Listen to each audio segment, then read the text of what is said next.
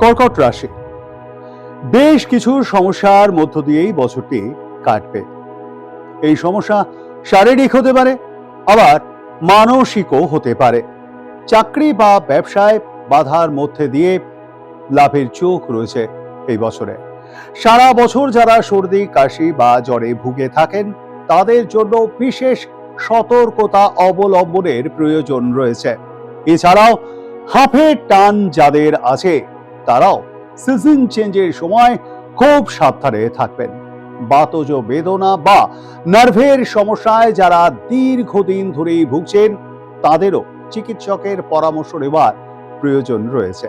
পতনজনিত আঘাতের সম্ভাবনা উড়িয়ে দেওয়া যায় না, তাই খুব সাবধানে চলাফেরার প্রয়োজন। কর্মস্থলে আয়ের যোগ থাকলেও প্রবল বাধার মুখোমুখি হতে পারেন আপনি। বাধার মধ্য দিয়ে ব্যবসায় লাভের সম্ভাবনা দেখা যাচ্ছে। বছরটিতে ব্যয়ের পরিমাণ বাড়বে। ধৈর্য ধরলে ব্যয়ের চাপ সামাল দেওয়া অবশ্যই সম্ভব। শিক্ষক শিক্ষিকা অধ্যাপকদের জন্য বছরটি শুভ বলা যেতে পারে। আইনজীবী, চিকিৎসক বা ইঞ্জিনিয়ারদের জন্য বছরে খুব একটা খারাপ কিছু নেই, অর্থাৎ আয়ের যোগ ভালোই। জমি বাড়ি বা ফ্ল্যাট সংক্রান্ত ব্যবসায় যারা রয়েছেন বিশেষ সতর্কতা অবলম্বন করতে হবে তাদেরকে। এই বছরটিতে ইমারতি ব্যবসায়ীদেরও সতর্ক থাকতে বলা হচ্ছে। কর্মক্ষেত্রে প্রবল শত্রুতার যোগ স্পষ্ট। পড়ুয়াদের ক্ষেত্রে বছরের প্রথম ভাগে বাধা বিপত্তি থাকলেও মাঝামাঝি সময় থেকে ভালোই যাবে। গবেষক বা উচ্চশিক্ষায় বিশেষ সাফল্যের যোগ দেখতে পাওয়া যায়। বিশেষ কোনো ঝুঁকি নেওয়া এই বছরে উচিত হবে না। আইনি জটিলতায় আটকে যেতে পারেন আপনি।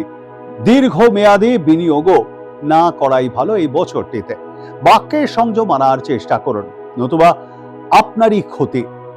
আত্মীয়দের সঙ্গে সদ্ভাবের অভাব ঘটবে। দাম্পত্য জীবনে মনোমালিন্যের সম্ভাবনা। কর্কট লগ্ন জাত ব্যক্তির ক্ষেত্রে এই বছরটি মোটের ওপর ভালো এটা বলা যেতে পারে।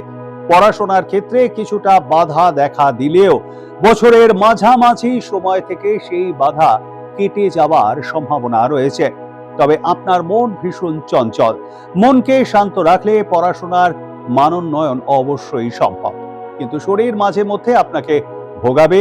সর্দি কাশি জ্বর টনসিলের সমস্যায় যারা ভুগছেন তাদের জন্য বিশেষ সতর্কতা অবলম্বনের প্রয়োজন রয়েছে। ব্যবসায় সাফল্যের যোগ রয়েছে, তবে বিনিয়োগ এখন না করাই ভালো। দাম্পত্য জীবনে কিছুটা অশান্তির কালো মেঘ দেখা দিলেও আপনার উপস্থিত বুদ্ধির দ্বারা তা কাটিয়ে উঠতে সক্ষম হবেন।